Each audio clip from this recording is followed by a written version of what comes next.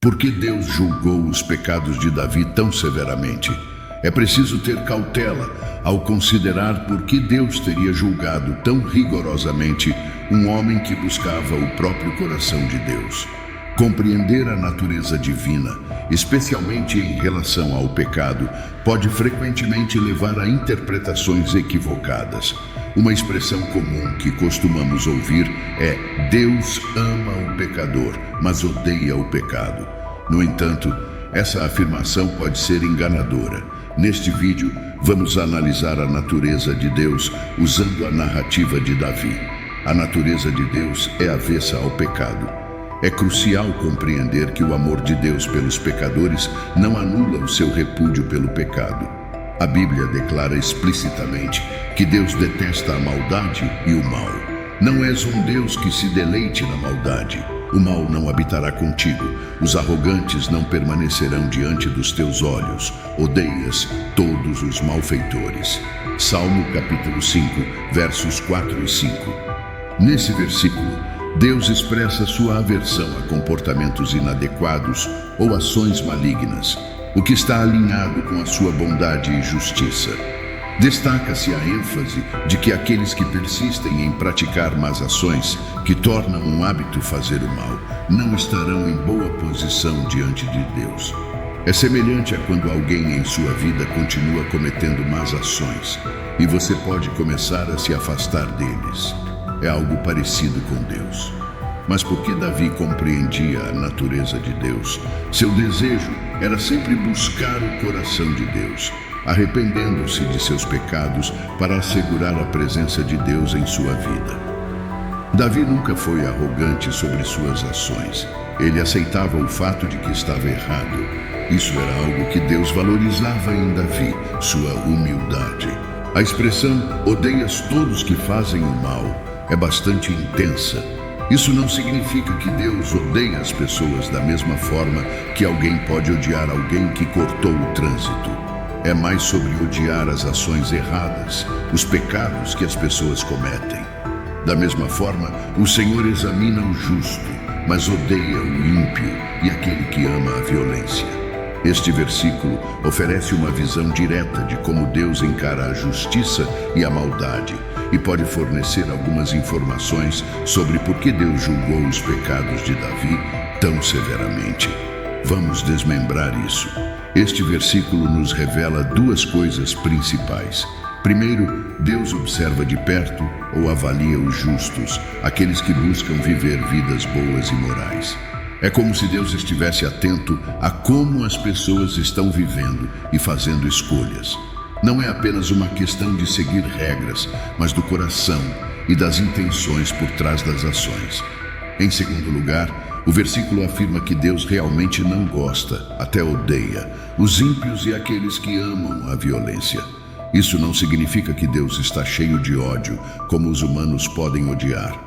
É mais sobre o quão fortemente Deus se opõe a qualquer coisa que seja má ou prejudicial. A natureza de Deus é boa e justa. Então qualquer coisa que vá contra isso, como machucar os outros, ser injusto ou causar dano, é algo que Deus não suporta. Davi era um homem que amava a Deus e era considerado justo de muitas maneiras, mas também cometeu alguns pecados graves, como seu caso com Batseba e a orquestração da morte de seu marido Urias na batalha. Essas ações eram claramente contrárias ao que Deus representa, eram injustas e causavam danos. A história dos pecados de Davi começa em 2 Samuel 11, onde Davi, o rei de Israel, conhecido por sua bravura, liderança e relação próxima com Deus, viu Batseba, a esposa de Urias, enquanto ela se banhava. Apesar de saber que ela era casada, Davi a chamou e dormiu com ela. Mais tarde, ela enviou uma mensagem a Davi, dizendo que estava grávida. Agora Davi tinha um grande problema. Ele tentou encobrir primeiro, chamando Urias de volta da guerra, esperando que ele fosse para casa com Batseba, e todos pensassem que o bebê era de Urias.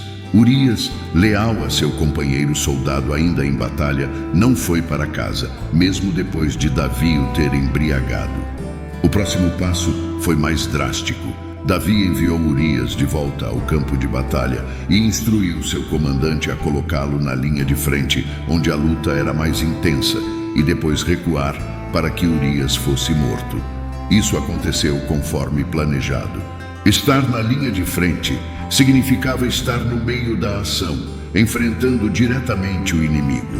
Era a parte mais perigosa do campo de batalha, onde a luta era mais intensa e o risco de ferimentos ou morte era maior. Quando Davi instruiu seu comandante a colocar Urias na linha de frente, ele não estava apenas dando a ele uma tarefa difícil, estava enviando-o para a parte mais perigosa da batalha. Foi praticamente uma sentença de morte, especialmente com a instrução adicional de recuar os outros soldados, deixando Urias exposto e sem apoio. No calor da batalha, os soldados contavam uns com os outros para defesa e apoio. Remover esse apoio tornava Urias extremamente vulnerável.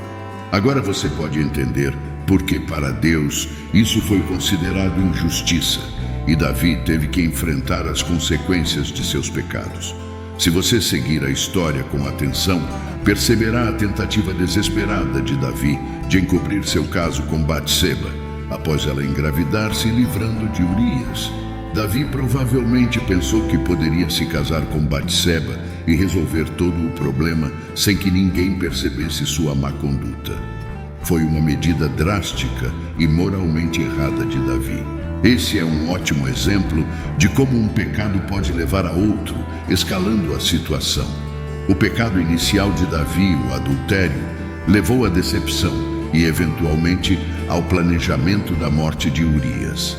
Após a morte de Urias, Davi se casou com Batseba e ela deu à luz um filho. Mas o que Davi fez desagradou ao Senhor.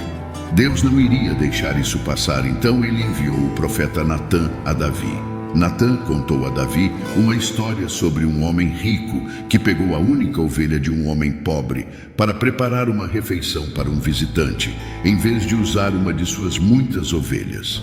Davi, indignado com a injustiça na história, disse que o homem rico merecia morrer. Então Natã se virou para Davi e disse: "Você é o homem." Isso foi a maneira de Natã dizer a Davi que ele era quem havia feito algo errado. Davi percebeu a gravidade de seus pecados, ao contrário de suas tentativas iniciais de esconder ou escapar de sua má conduta. Ele se arrependeu sinceramente e disse a Natã: "Pequei contra o Senhor." Davi escreveu o Salmo 51, uma bela expressão de arrependimento, pedindo a misericórdia e o perdão de Deus. Mas mesmo que Davi tenha se arrependido, suas ações tiveram consequências. Natã disse a Davi que a espada nunca se afastaria de sua casa e que o que ele fez em segredo, Deus faria diante de todo Israel à luz do dia. De fato, a vida familiar de Davi se tornou bastante turbulenta após isso. O primeiro filho nascido de Batseba e Davi morreu, e houve outras situações familiares dolorosas que se seguiram. A história de Davi e Batseba nos ensina várias coisas. Em primeiro lugar, mostra que ninguém está acima da tentação e do pecado, nem mesmo um grande rei ou um homem segundo o próprio coração de Deus. Também mostra como um pecado pode levar a outro, de luxúria a adultério, a decepção ao assassinato. É uma ladeira escorregadia. Em segundo lugar, demonstra a seriedade com que Deus vê o pecado. Apesar da relação próxima de Davi com Deus, seus pecados não foram ignorados, tiveram sérias consequências. Esta parte da história de Davi nos lembra que nossas ações importam e que somos responsáveis por elas. Por fim, a história é sobre a misericórdia de Deus em meio ao julgamento. Mesmo depois de cometer pecados tão graves, Davi foi perdoado quando se arrependeu. Isso não significa que ele escapou das consequências, mas recebeu perdão. O Salmo 51 é um testemunho da misericórdia de Deus e de sua disposição em perdoar um coração arrependido.